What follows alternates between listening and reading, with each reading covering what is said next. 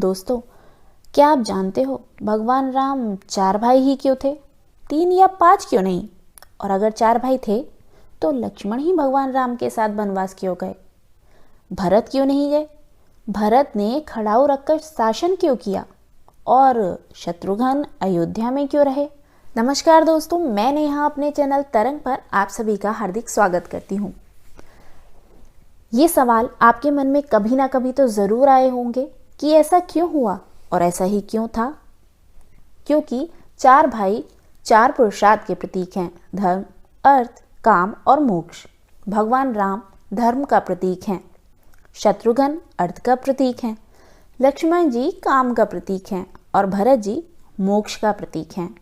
धर्म के साथ काम यानी कि कामना यानी कि इच्छा सदैव साथ रहती है, इसलिए लक्ष्मण जी राम जी के साथ हमेशा रहे। और जैसा कि मैंने आपको बताया, भरत जी मोक्ष का प्रतीक हैं। अयोध्या में सिंहासन पर खड़ाऊ रखकर यानी कि धर्म के किसी एक प्रतीक को रखकर तपस्या भरत जी ने की और मोक्ष प्राप्त किया। और शत्रुघ्न अर्थ का प्रतीक हैं, तो इसीलिए वह राजधानी में ही रहे।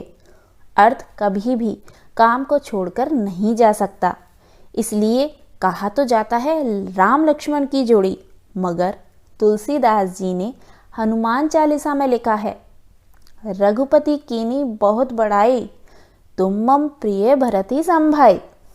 अर्थात जब संजीवनी बूटी लाकर हनुमान जी ने लक्ष्मण जी को जीवन दान दिलाया था और इस बात से प्रसन्न होकर राम जी ने हनुमान जी को हृदय से लगा लिया था और श्री रामचंद्र जी ने हनुमान जी की प्रशंसा करते हुए कहा कि तुम मेरे प्रिय भरत भाई जैसे ही हो।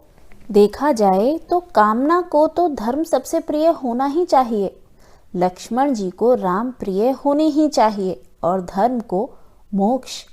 इसी तरह महाराजा दशरथ जी की 3 पत्नियां ही क्यों थी? 4 क्यों नहीं या 5 क्यों नहीं?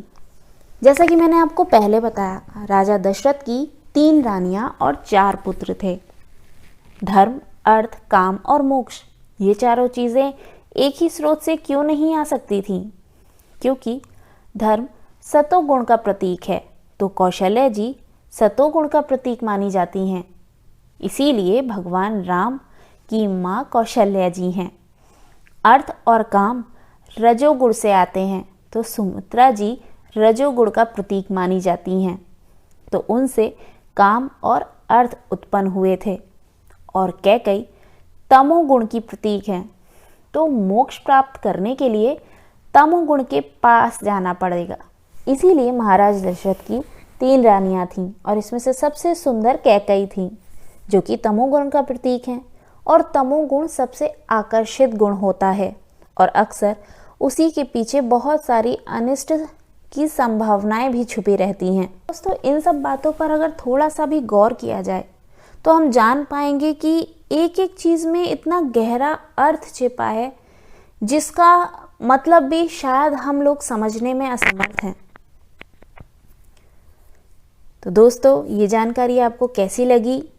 अपने व्यूज़ मेरे वीडियो के कमेंट सेक्शन में मेरे साथ साझा कीजिए, मेरे वीडियो को लाइक कीजिए और मेरे चैनल को सब्सक्राइब कीजिए और नेक्स्ट वीडियो के नोटिफिकेशंस आपको मिलते रहें, इसके लिए बेल आइकन के बटन को दबाना मत भूलिए। नमस्कार।